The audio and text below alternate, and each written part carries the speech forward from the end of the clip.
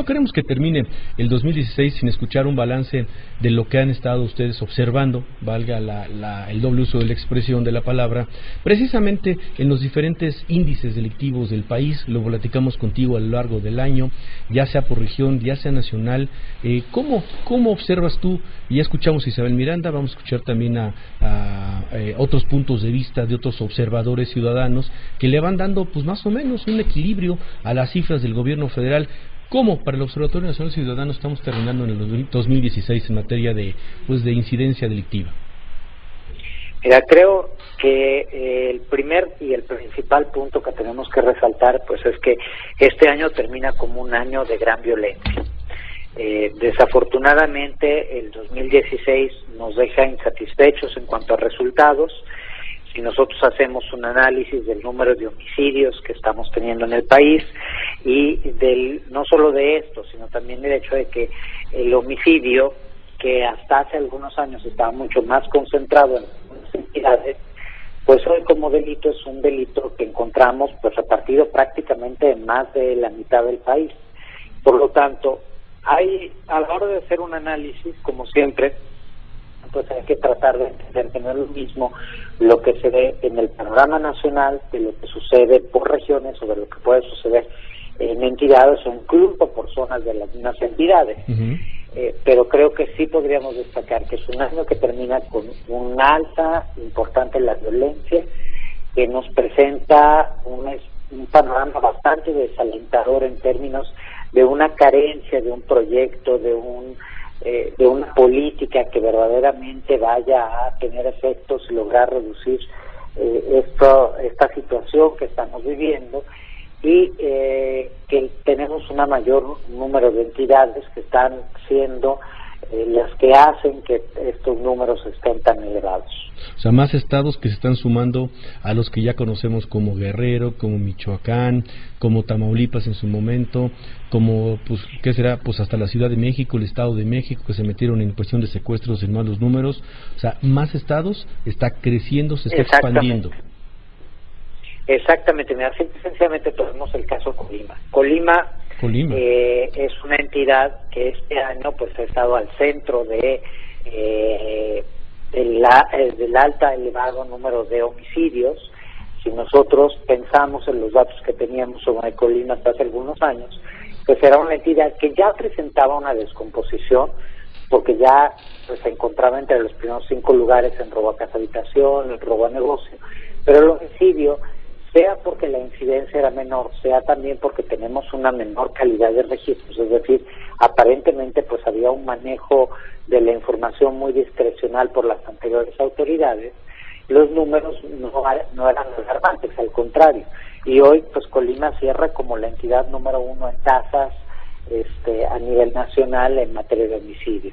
Pero tenemos el caso de Baja California Sur. Baja California Sur era una entidad que también vivía una relativa tranquilidad, en donde efectivamente había habido un repunte, por ejemplo, en materia de extorsión, pero en línea una entidad en donde no veías muchos delitos cometerse. Y hoy pues tenemos sí la extorsión, pero tenemos el homicidio, tenemos el secuestro, tenemos otros delitos violentos que se están presentando. La Ciudad de México, por más que nos digan que trae una reducción de delitos, pues los números oficiales no pegan con lo que vivimos los ciudadanos, y la calidad de los delitos que se están viviendo a nivel capital, pues nos hablan también de una descomposición muy significativa. ¿En el mismo sentido, homicidios, Francisco, por ejemplo? Perdón que te interrumpa. Homicidios, pero no solo.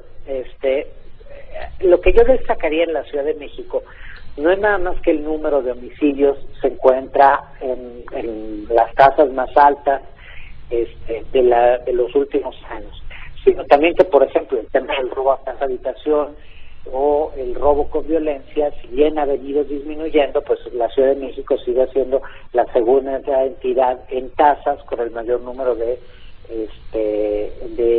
robos con violencia. Y como decíamos, no es nada más el tema de los delitos que se cometen, sino cómo estos se están cometiendo. Es decir, cada vez más vemos la presencia de armas de fuego, cada vez vemos más lesiones para las personas, es decir, el riesgo que tienen las personas al ser víctimas de un delito es mucho más alto ahora del que podía O sea, de esta manera se va documentando lo que nos dice Francisco Rivas, el director del Observatorio Nacional Ciudadano. 2016 termina como un año de gran violencia y que expande a otras entidades que no lo habían experimentado, pues por lo menos en los últimos 3 años. Exactamente. Y como te diría, yo me quedo con la preocupación más grande, que con todo y todo seguimos careciendo de ese programa que nos haga pensar que las cosas van a mejorar. Yo no estoy seguro que cuando volteemos a ver, a hacer un análisis el próximo año, hablaremos de una reducción sustancial en el homicidio o una reducción sustancial en algunos otros delitos que tanto nos preocupan a los mexicanos. Ahora, sobre las razones, porque ya sabemos que este es un país sobrediagnosticado, Francisco, pero lo mismo Isabel Miranda en el tema de secuestros, lo mismo Mariana Morena en el tema de las policías, observan desde la parte crítica, por supuesto, donde ustedes tienen que observarlo, que no hay avances. Pero ¿qué pasa con la estrategia? Porque el gobierno es el mismo, es el mismo de hace 4 años, el mismo que habló de coordinación, el mismo que habla de una política que va dando resultados, es el mismo al que le está fallando ¿qué? Pues mira, yo creo que lo que pasa es que se nos olvida que a pesar de que los delitos que vemos que se cometen son los mismos, la calidad de los delitos no es exactamente la misma, ni el modus operandi es el mismo, ni las regiones son las mismas, ni las situaciones son las mismas. Es decir, los grupos delincuenciales se mueven, cambian actores, cambian modos de operar y obviamente eso requiere actualizar estrategias. Entre otras cosas, no debemos olvidar que este gobierno recibe el homicidio ya a la baja. Recordarás que pues el homicidio empieza a bajar en 2012, en agosto de 2012, cuando todavía está el presidente Calderón, y así lo recibe el presidente Peña. Lo recibe en altos números, pero con un comportamiento a la baja. Y ese comportamiento a la baja se mantiene hasta abril del año pasado, perdón. Uh-huh. Y a partir de abril del año pasado empieza a repuntar, hasta lo que hemos visto en particular en lo que fueron el mes de agosto, septiembre, octubre, julio, agosto, septiembre y octubre, que han sido los peores 4 meses de la administración del presidente Enrique Peña Nieto. Entonces, ese discurso de ahora sí nos estamos coordinando, pues probablemente no alcanza para decir que la coordinación, pues si no hay un plan específico atrás que nos hable de qué sí se va a lograr, pues sea suficiente para reducir la violencia en este país.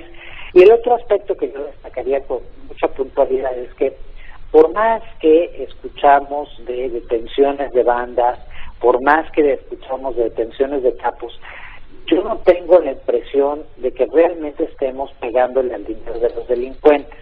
Me parece que el combate a los recursos financieros de los grupos de criminalidad sigue muy incipiente y esto les permite pues seguir delinquiendo desde los penales a pesar de que los detengan. Pues esto les permite seguir comprando la justicia y seguir corrompiendo. El sistema, hasta que no haya un golpe al sistema, las cosas probablemente no empiecen a cambiar. Francisco, pues muchas gracias. Necesitamos pegarle al dinero. Así es que ese es el tema, pero ahora sí que ya tenemos otra vez años escuchando eso, ¿no? Seguir la famosa línea, se hizo una ley en particular ahí, todavía en la administración del presidente Calderón, pero pues bueno, supuestamente ese era el inicio del camino para pegarle la ruta del dinero, seguimos esperando resultados. Exactamente. Francisco, muchas gracias por todo esto. Pues buenas fiestas nuevamente y ahí nos estamos escuchando en el 2017. Igualmente, un saludo a ti y a todos los auditores. Gracias, Francisco Rivas, director del Observatorio Nacional Ciudadano.